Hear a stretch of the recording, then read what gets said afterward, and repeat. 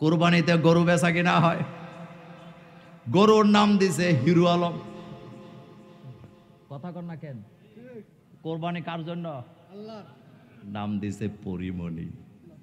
গাবতলী বাজারে বড় বড় চকলা গরু উঠছে, গরুর নাম পরিমণি। মানুষের রুচি হয় এমন, তবে আল্লাহ কিন্তু ঠিক মতো ধরছে। এটা বলে আমি আলোচনায় যাই। দেখেন, কয়দিন আগে বলে বাংলাদেশে একটা সিনেমা মুক্তি পাইছে। আমি কিন্তু সিনেমার নাম জানি না, পত্রিকায় যেটা পড়লাম সেটা কইতাছি।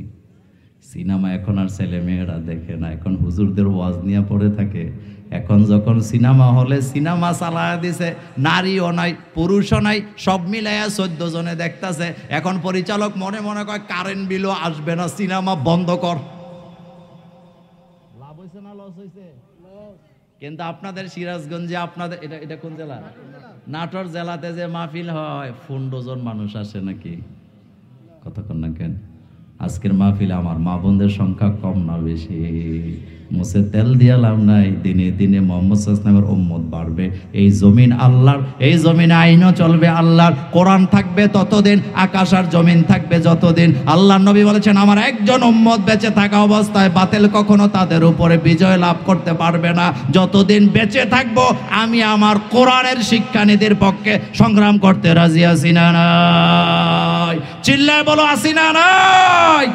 2 হাত উঁচু করো, আমার আল্লাহকে দেখে দাও।